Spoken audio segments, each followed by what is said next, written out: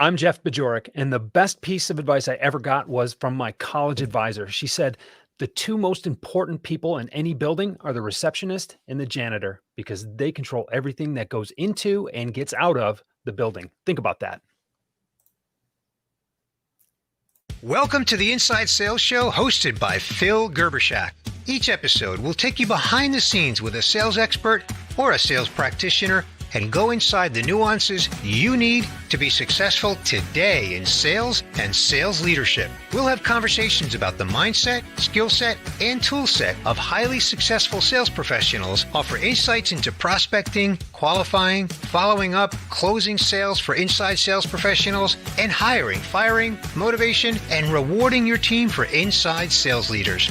And we will find out what's working and what's not working for inside sales pros right now. And now, here's your host of the Inside Sales Show, sales speaker, sales trainer, and pinball wizard, Phil Gerbyshak.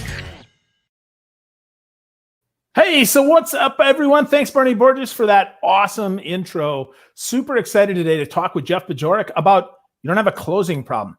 What the heck, man? We need to close more business. Jeff's going to break it down. If you don't know Jeff Bajorek, you are missing out. His latest piece of brilliance, you don't have a closing problem, is fantastic. He's also got to rethink the way you sell community and has done all sorts of good stuff. And I am honored to call Jeff my friend. So what's up, Jeff? It's good to see you, man. Phil, how are you doing? It's always good to talk to you. I don't know anybody who brings the same kind of energy that you do to any of these kinds of broadcasts or conversations, but we've never really talked about the pinball wizard thing. Like, I've heard the pinball wizard thing, but we gotta, maybe now's not the time, but we have to talk about that at some point because I want to know more. Sure. Well, just real quick, right? So two pieces. One, I love classic music. So the Who's Pinball Wizard is fantastic song, right? That's my walk-on music when I'm speaking and stuff. And secondly, I love to play pinball. I've been playing pinball since, probably 1979, 1980, when my mom was a bartender at the Middle Inlet Inn, and she'd play in between games, usually 8-Ball Deluxe or one of the classic games. And sometimes I'd get to play a ball, and now my brothers and I and my mom, we can get 4 players because I got 3 brothers. So we fill it up and get lots of multi-balls, man. It's fun. That's awesome. Multi-balls. I don't know if anybody under the age of 28 knows what a multi-ball is, but it's okay. Oh, I disagree, man. Last time I went to Portland at all the pinball places that I went to, there was a lot of people a lot younger than me playing pinball. Cool. It was pretty impressive. I'm glad. But most of them don't know who the Who are. That's the bigger problem. That is a bigger problem. All right, I'm going to flip this on you real quickly. Yeah. One pinball game. If you could put any of the pinball games that you have ever played, if you could have one in your house, what would it be? One in my house right now. Well, I would take, and my brother actually has it, I would take his F-14 Tomcat. Okay. Because it's 3 and then 4 balls at a time. It's fantastic. And it's it's a Navy F-14. So being a Navy guy, right? I always wanted to be a pilot but I'm colorblind, so I couldn't do that. And so F-14 Tomcat is the game for me. You play pinball too, Jeff? It's been forever, but I'm familiar with the games. I've played when I was a kid. I grew up in a bowling family, right? So the bowling alleys, I always had them. I bowled a little bit. I was just clearing out the attic. I have like all these bowling trophies and stuff that were mine from a kid, as a kid, that my mom gave me and everything. And I'm like, what am I feel like I can't throw these away, but I need to throw them away. But I remember playing the Terminator 2 games and the Simpsons and like a lot of those, just whatever the bowling alley had, I was interested in playing. Yeah. My brother was a little bowler. He's 6 years younger than me, and he bowled with Lucky the dog, who could bowl strikes. He was back when Dave Letterman had his stupid human tricks and stupid pet tricks. So my brother was like 4 years old and was bowling at Wasaki Bowl with Lucky the dog. Wow. Yeah. So who knew that we were going to go there? But that does have a lot to do, I think, with sales. And that is, right, you have to be personal. You have to get to know people, right? You have to talk to them as they are. That's not personalizing. That's being personal, which I know is something that you do really well, Jeff. So take us through, first, this whole idea of closing, man. You don't have a closing problem? What the heck, man? Talk to me about that. So this started as a really interesting conversation with a client, and this was the client that I'd heard a lot of this kind of rhetoric or heard a lot of this sentiment, and I was like, okay, hold on, this is the one. I'm done. I'm going to write down all the problems that people have, that if they could solve those problems, then they would actually eliminate their closing problems. Because people call me when they want to close more sales. That's I like having that reputation. I want to be that guy. You want me on that wall. You need me on that wall, right? But there's so many things that people miss because they're so focused on closing the sale that they forget how to open the sale. They forget how to connect with people. They forget how to engage with their prospects. They forget that their messaging is important, their process, their curiosity. So many salespeople skip discovery, right? I came up with 16 other problems and I had to stop there because I was ready to write at that point. There's probably a couple more. Or every time I, get in front of a client, I find another one or two that might just be specific to them that could go into that keynote presentation or whatever. But I like to say I like to kind of discuss the concept this way. If closing is the last part of the sales process, let's think of it as the last piece of a puzzle. And if you're putting together a jigsaw puzzle with 15 or 20 or 1500 different pieces and closing's the last one, if you get all the other pieces in place, how easy is that last one to put into place? But you're worried about where the last piece of the puzzle goes before you put the rest of the pieces in the puzzle. And that to me doesn't make sense. So if you focus on a process, you get results. If you focus on results, you tend to get frustrated. Let's think about everything else that goes into closing a sale rather than just asking that question. And Phil, you've been selling a long time. The best closing question is, so what do we do next? And the client at that point, the client will tell you everything that you need to know in order to do it. And they tend to walk you right to the person who can sign the paper. So think about everything else that goes into selling, not just the end game. Yeah. Well, especially now, it's so interesting because a lot of times we can't close through no fault of our own, right? But what we can do is pretty much everything else that you talked about, right? We can work the process for sure. Or let's really back this up here. We want to get a strong pipeline. We have to open stronger. So lots of stuff in there, Jeff. So let's bust a couple of these down here. Opening, right? You say we have an opening problem. So sales development, account executive, opening problem. What's the problem and how do they solve it? They can't capture people's attention. I sold in orthopedic medical devices for 10, 11 years before I got into consulting. And one of the things that I learned, and this was a fundamental shift between my first job and my second job. We used to call door to door, right? This was not a, mass email campaign, kind of, blast everybody with your message at the same time. We didn't hit the phone bank and be pounding dials for 100 a day or anything. I had a very defined list of prospects. I knew where they were. I had to look up, where their offices were, and I had to go show up in person. And I was literally selling door to door. And one of the things that I was told that people did at that time was, well, you stop by to see doctor, see if he's got a few minutes, you interrupt their day, but you're worth it. Go and then try to tell them what it is that you sell and how you can solve their problems. And that's kind of a backward way to do it. When I switched jobs, I left that job as most people leave their first jobs. Like they've got a taste of what success might look like, but they don't feel like they're doing it the way they would if they had a chance to start over. So I got a fresh start and I started thinking of the sales process a little bit differently. It's one thing to identify who you can help. It's another thing to get their attention. And so when I realized that when I was making some of these sales calls, even people who were happy to see me, who were happy to have me interrupt their day, they would not necessarily give me their full attention for those 3 or 4 minutes. And what I did was something kind of counterintuitive. I said, I started asking for appointments rather than just trying to pitch on the spot, right? And that's something that a lot of people do nowadays. Is they're SDRs and top of the funnel reps. They're really just trying to set appointments. But the key of getting the appointment is their attention. It's not just to get their appointments, that for them to agree to get that first commitment that they are going to listen to what it is that you have to say and that they're willing to engage with you just for a few minutes. So even though it felt like I was postponing my sales process, if doctor was willing to see me right there, I would say, well, I'd rather we meet in a week. I'd rather we meet at a time when I'd rather take 5 good minutes with you later than try to squeeze something into 5 minutes right now. So you're opening your ability to captivate their attention so that they're willing to pay attention to you at some point. That is something that most people miss. And they feel like they can lead with what they do instead of trying to give their prospect a way to relate to what they're doing. Because all the messaging in the world is great, but if there's no context, you've got nothing. So opening is about creating context. It's about getting attention and earning that first commitment to giving you better, more detailed attention at a later time.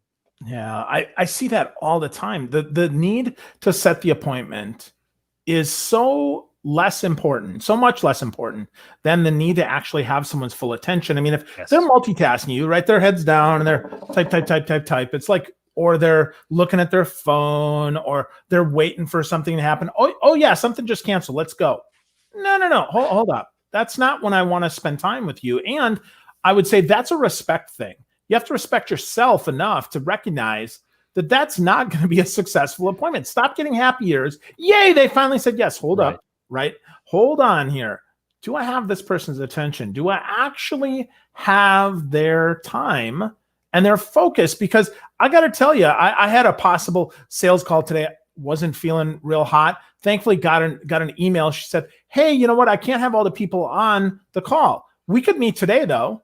Well, no, stop. No, let's we push can't. to next week. It's not a problem. No problem. I respect you enough to know that I won't get your full attention. I respect me enough to know I'm not going to waste my time repeating myself over and over and over again, because that isn't going to help anybody. That's just going to result in frustration for all of us. What are you trying to do when you make a sale? You're trying to get someone to change the way they do business. If we're in a business to business selling situation, you're trying to change the way someone does business. I had to think about it that way in medical. I'm trying to get a physician to change the way he or she practices medicine. That's a bigger deal than just writing a prescription for my product or, changing an implant that they're using in the operating room. They are changing the way they practice medicine. You can't engage in a conversation about how you practice medicine while you're actively practicing medicine, right? Like while you're reading x-rays, checking implant alignment, trying to figure out, did you get your dictations done from the last patient? Yeah, you can tell by the inflection of my voice that I just answered or that I just asked you a question, but have you really thought about the question and what the impact of that answer means? No. So do us both a favor, doc. When can I meet you before you start your practice? Can I meet you in between cases at the hospital or the surgery center? When do we have like just 2 good minutes? I'll take 2 good minutes later rather than five half intended minutes right now, right? Like let's really dig into this. And that commitment, it lets them know that you mean business. It lets them know that you're not in a hurry because it's too important to be in a hurry. If you don't have time to do it right, you don't have time to do it twice. And if you are, if you're willing to push that off a little bit, that also means that they're committing to come in. That's a big commitment, right? I mean, what's the value of an email address? You're trading content for email addresses or whatever. Just because they downloaded your white paper, just because they clicked on some blog, just because they hit like on social media, it doesn't mean they're really in. It just means that they felt like putting their thumb down on the phone at some point, right? Like think about the power of that initial commitment, that initial getting through that first gate. Yeah. Wow. That's so good, man. So once we get that, right? So once we got their attention, got 2 good minutes. So we just jump in right into talking to them, right? I mean, that's all we have to do. We just, hey, here's why we're awesome. Here's why you should buy me. That's the best way to sell, right, Jeff? No rapport needed. No, not at all. You don't need any rapport at this point. It is just full press and go right after them. Throw everything you've got at it, and whatever's left, and maybe you can pick up the pieces and get an order. No, there are 2 ways to start a conversation. Right? You can make a statement or you can ask a question. If you make a statement, there's really only 2 ways to get a rise out of them. Either you say something so hyperbolic and polarized that and you find out that they're on the same page as you are, right? And in that case, you're probably not riling up enough people for the right reasons, right? You don't necessarily want to say something so polarizing and have them join you.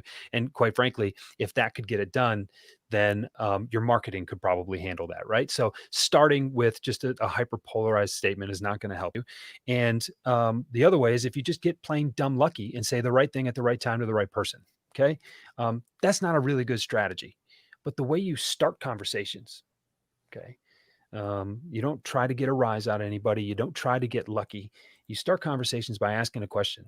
And the more questions you can ask that will make people think, the more you will be seen as someone who knows what they're talking about, right? I said, when it comes to prospecting, you need to be 2 things. You need to be someone worth talking to, and you need to have something worth talking about. The more things you have that are deemed worth talking about, the more likely you will be perceived as someone worth talking to, right? So the two feed off of each other. And once you have that reputation, the more things you have, the more likely you are to get, a conversation. And you develop that reputation by asking really good questions that make people think. And when you ask questions that make people think, you go places that other sales reps won't go, right? When you can ask questions that other people won't ask, you can learn things that other people won't learn. When you learn things that other people won't learn, you can solve problems that other people won't solve. And when you can solve problems that other people won't solve, you can make sales that other people won't make. This is a logical progression in my mind. Where most people get it wrong, the questioning phase, they've got a half a dozen canned discovery questions that they try to paint their prospect into a corner with. Just because we were taught 30 years ago by Neil Rackham that asking questions is a good thing doesn't mean that we can ask manipulative questions to get to a predetermined result. The key to really good discovery is being willing to be patient. It's being willing, again, to push off the sales process a little bit in order to do good discovery. And it's being willing to be wrong. And by that, I mean, you have to be curious. You have to ask questions that will help you understand. You have to ask questions you don't know the answers to. You have to ask questions that your prospect doesn't know the answers to. And if you can ask questions that neither one of you knows the answer to, you've set yourself up in a position to find those answers together. And that's why discovery is so huge. You differentiate yourself that way. You make people think that way. You elevate your own reputation in that way. And who doesn't want to work with someone who doesn't want to work with someone who wants to think? Those are the kind of clients I look for anyway. Yeah, absolutely. Well, those are problems that likely you can't solve with a Google search. Problems that you can't solve by going down to the local 5 and 10 store and saying, oh yeah, here's some software. Yeah, that's it, right? That's enough. Right. They're problems that maybe they've never even considered before, never talked to anybody about, because nobody's ever cared enough to listen to them. And then when you discover is, if you solve this one thing, to your point about your book, Jeff, it isn't a closing problem here. We've got a bunch of other problems as well. And if we build up enough trust, you're going to share that. So I think that's really a really great point, Jeff, that you talk about asking questions that nobody knows the answer to and finding those solutions together. Wow. How many salespeople do you know, though, are willing to set their ego aside for a few minutes and go someplace where they might not be able to have an answer, right? I mean, we've been taught that we want to put forward this reputation that we know all the answers and we're the clear expert. What makes an expert to me is someone who's willing to admit that he or she doesn't know everything. Because how do you gain expertise? You gain expertise by making mistakes, by wisdom, right? By getting into situations you got to work your way out of, you got to think your way out of. Someone who has all the answers doesn't know how to find new ones. Ooh. That just hit me. That was stream of consciousness right there. That was good, man. That was good. We'll have to say that again, right? So that's really good, Jeff. We'll pull that out, man. That was beautiful, right? That was beautiful. So let's talk about that, though, because one of the other problems you talk about in the white paper is preparation. And this is one of the ones where I see most salespeople muck up the most. First of all, they don't put it on their calendar, so they don't have any time for prep. That which drives me nuts, because it's probably, in my estimation, the most important thing you can do, because that way you don't ask any dumb questions, a dumb question being anything you could find with a Google search. That's a dumb question. Secondly, they don't do enough of it, right? They've got 3 questions that they ask everybody, and they think because they know how to ask the question in such a good way with the right syllables that here we go, man. Hey, Jeff, you groovy guy, you should tell me what you think about this. It's like, no, that's not it. And they also don't prepare their own mind to be ready to receive that information. You talked about attention before.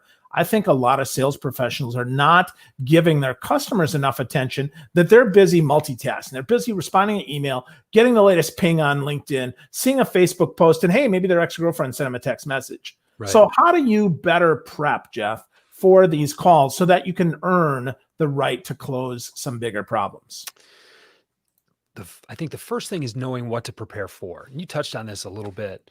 When we get into When we get into being willing to schedule the appointment rather than have that conversation right away, what that means is that you don't have to prepare for every prospecting call as if it were going to be a potential meeting, right? You can prepare your messaging, the talking points, the people that you're going to call today, and it helps to batch, customers of a certain type together so that you can do kind of batch preparation for that type of customer rather than each individual problem. Because as you get in and further into the sales process, you're going to need to do a little bit more preparation, a little more thought work on your part in order to have those engaging conversations. But so preparing for a bunch of cold calls is different than preparing for those meetings that you schedule with those cold calls, right? The other thing that you touched on is your own mindset. Are you ready? Are you ready for these sales calls? Are you ready for these meetings? Are you clearing yourself, getting rid of distractions so that you can focus? Right? I mean, it's easy with all the technology. People get hung up on what tech enables you to do without first thinking about whether or not that thing needs to be done. There are a million and one apps and solutions to help you with problems that you don't even know you had, but don't make those problems for yourself so you can use the apps, right? What do you need? You need a phone, you need email access, you need a way to communicate with people, but those meetings should be so important that you have everything else shut off. I mean, I run into problems actually, Phil, because after a sales call, I sometimes forget to or to turn my phone back on, right? So I have to return some voicemail messages sometimes because look, right now, no one can bother me. My kids are upstairs. I told them to leave me alone. I said, don't even wrestle with each other right now. Keep the noise down. I've got to record this. Everybody else needs to respect that this is the most important thing going on in the house right now. And my devices are off, my notifications are off on my computer. It's you and me, Phil. That's all it is. I owe you that.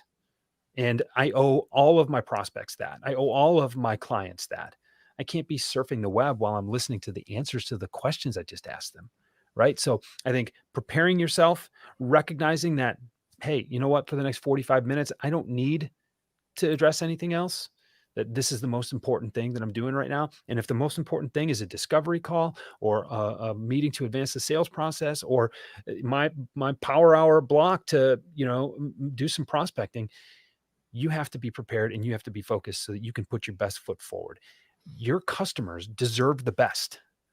And if you're not giving it to them because you just can't get focused or prepared, that's on you. And it's going to reflect in your results.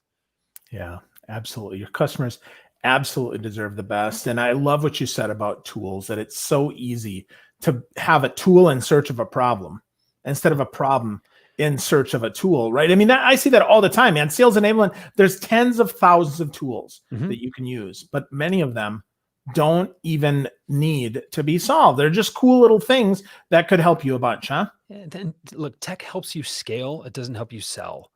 And I've Mm. had that argument with people before.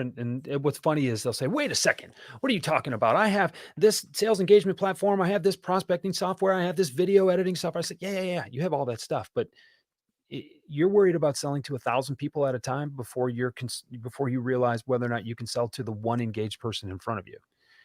Get your messaging down. What do you need to sell to one person first?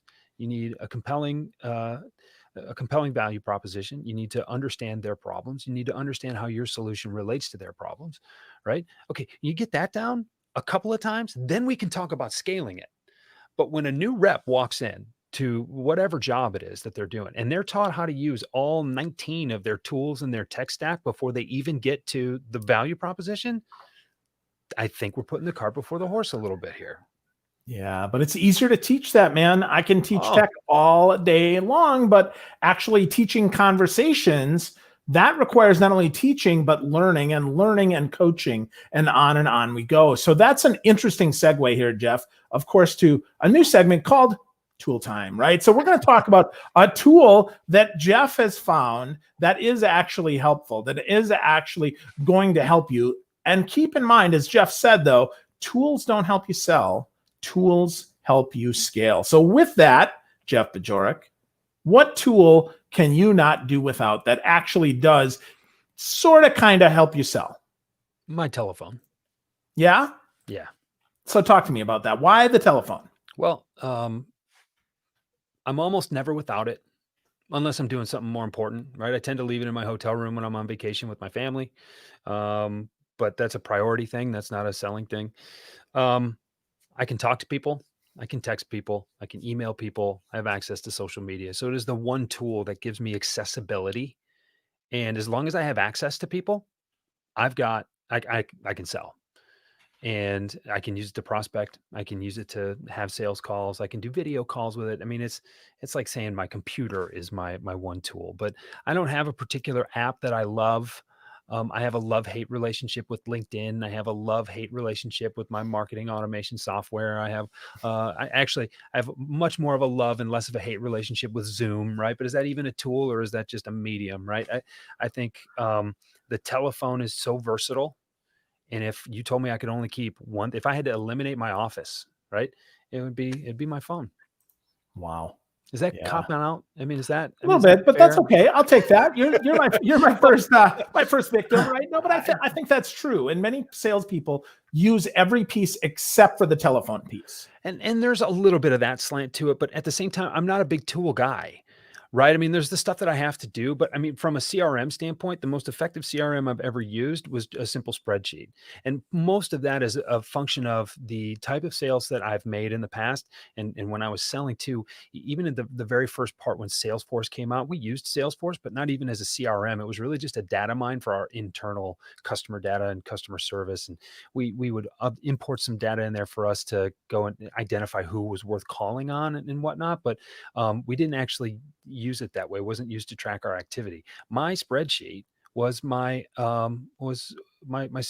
Every week I had a list of the prospects that I was working and the accounts that I was working, and I had to report to my manager once a week. And what helped me to stay accountable was the fact that I had to look at all of those accounts and all those opportunities on a weekly basis. So that was an accountability tool, not something that was managing all these complex operations for me, right? And even now, look, if I've got 5 clients, I've got too many, right? I mean, I work with corporations, I work with individuals where it makes sense. And, when you work with me, you get a piece of my brain. I don't want to split my brain 100 ways. That's hard for me. Right. And I do I do keynoting, and I do some of the special events and some one-time workshops, but where I really like working with clients is rolling up my sleeves, getting my hands dirty, and giving them my expertise. You get a slice of my brain. I can only slice that so many ways.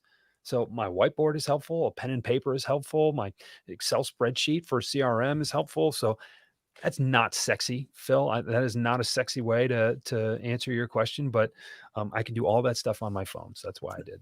No, I love that. I love the low tech way that you do that, Jeff. I think that's important, man. CRMs are great for reminder tools, but you got a notebook. I mean, to your point, if you've just got several clients, it's important to give them as much of you as you can at one time, for sure, man. I totally agree. And as I start to build some stuff out that's a little more transactional in nature, right? I mean, building an online platform and some courses, and I have some stuff coming down the pipe, but that I'll need to keep track of, renewing subscriptions and things. Okay, that's fine.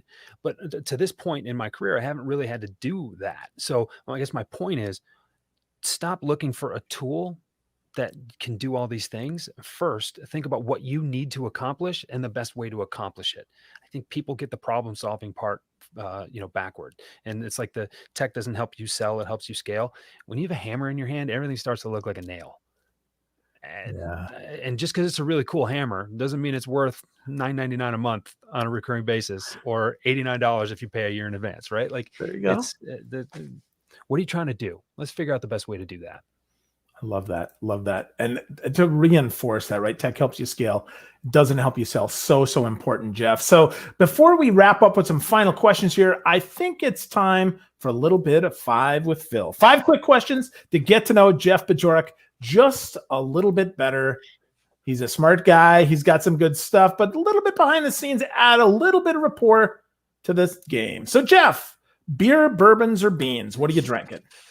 I think the best conversations happen over bourbon, because you got to drink it slow. There you go. And it makes you, and a really good bourbon's got some nuance to it. It makes you a little bit more introspective, makes you stop and think about some things. Coffee, you can drink more often and in more places. Beer, I tend to drink a little fast, and a good straight bourbon neat, just in a glass. That's all you need. And it makes you stop and think. And I've had some of the best conversations with people, clients and otherwise, over a glass of that. Cool. What bourbon are you drinking, Jeff, these Oh days? man, I have lots of them. Actually, cool story. I have a house bourbon. I had a party a couple of years ago where everybody had to bring two bottles. You had to bring a full bottle and an empty bottle, and we blended our own. So since that point, I took an ounce and a half of everybody's bottle and I dumped it into my bottle. And then, every once in a while, I'll get too big and I'll drink a little bit. And then every new bottle that I bring, a shot of that goes into the house bottle. So there is at least a microscopic portion of every bottle that's come into my house since that day. And I tell people, you've never had this before and you'll never have it again because it changes, pretty routinely. The Jeff Bajorek blend of bourbon. Very nice, sir. So French toast, pancakes, or omelets? What one breakfast food could you not do without? Omelets. Omelets. What do you have in them? Depends on my mood. I love the way I will kind of grade a breakfast restaurant. How good is their Western omelet or their Denver omelet? Right. It's nice consistency. I like the salt from the ham. I love the peppers and the onions, and good sharp cheddar cheese in there is really nice. Yeah. Sometimes you go with like a Mexican omelet. I love chorizo. So if you put some chorizo in there with a little avocado on top and it's some salsa. You make me hungry. It's already lunchtime and you make me hungry again. Sorry, man. So, all right. So I know you're a reader. You like me and love to read. So what's the last book you read and how do you consume your books? Multiple ways. And, it's funny. I for a long time have not read very many sales books because I think everything out there about prospecting in the sales process, there are a lot of common themes there. And while different authors do a really good job of reaching certain audiences, because the way Jeb Blunt says it is just impactful to some other people. The way Mike Weinberg says it is just impactful to a different subset of people. But when you really think about it, there are a lot of common themes there. And once you have those common themes down, I like to look elsewhere. I think that selling is a social psychology experiment. So I like to read books like that. But recently I've had a lot of friends ask to help promote their books and help reading them. So I'm just getting almost done with Jeff Shore's book, Follow Up and Close the Sale. Love that book. And it's so well done. And I'm almost done with another book called, Tom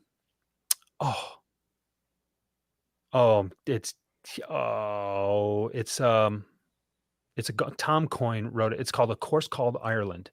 Tom Coyne, that's probably 10 years ago.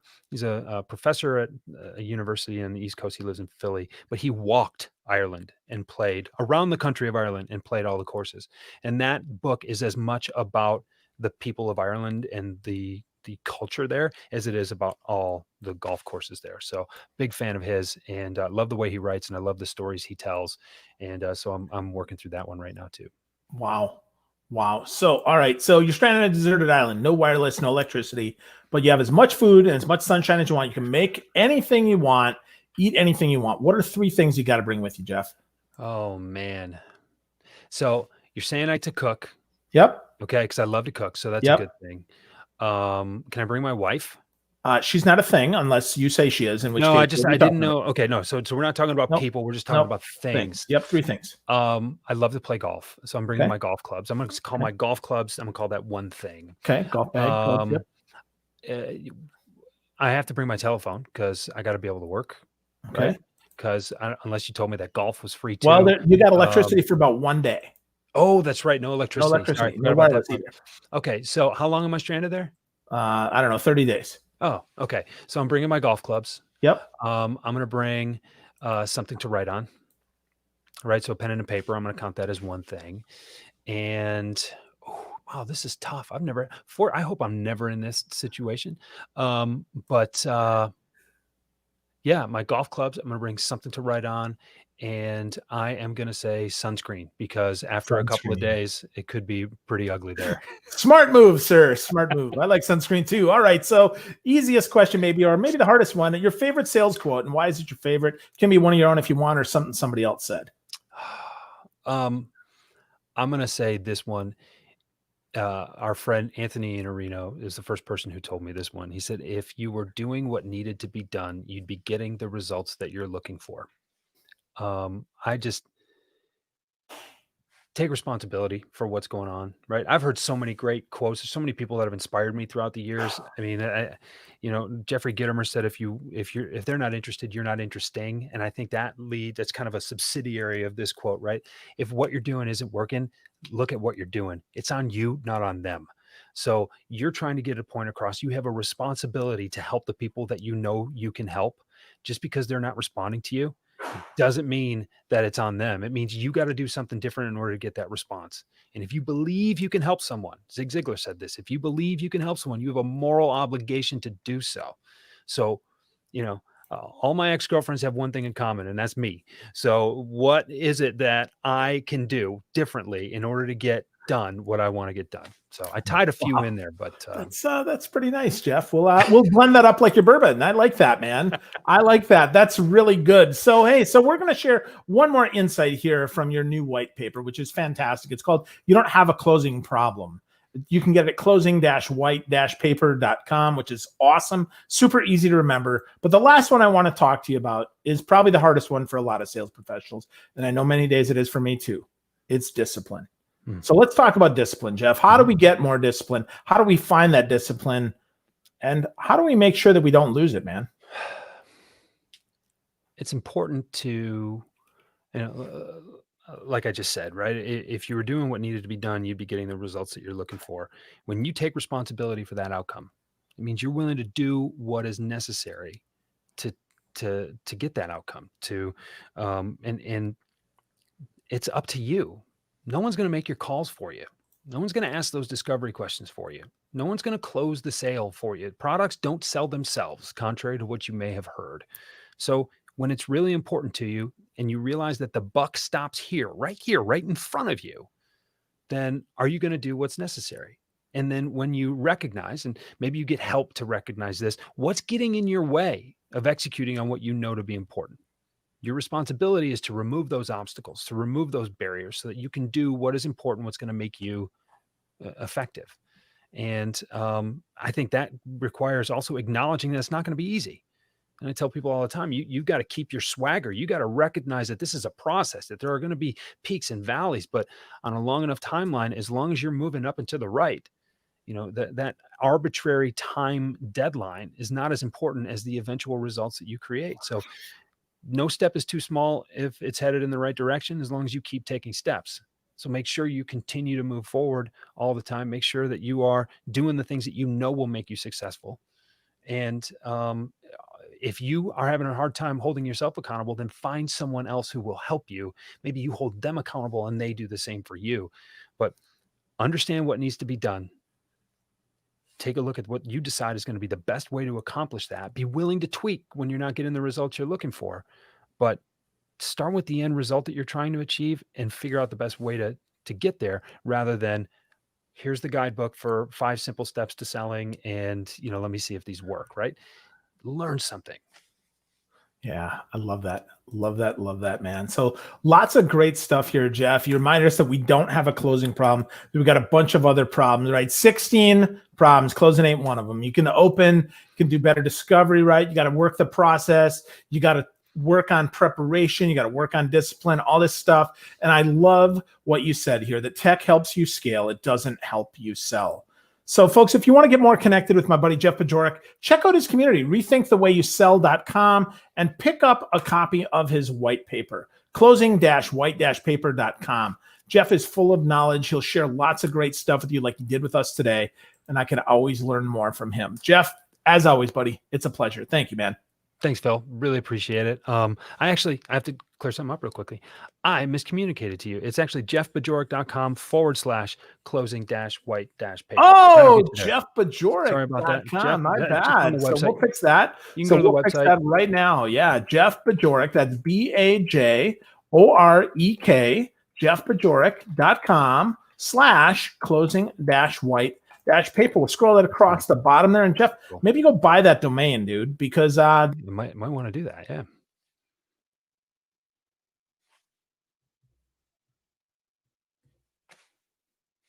Thanks, Phil.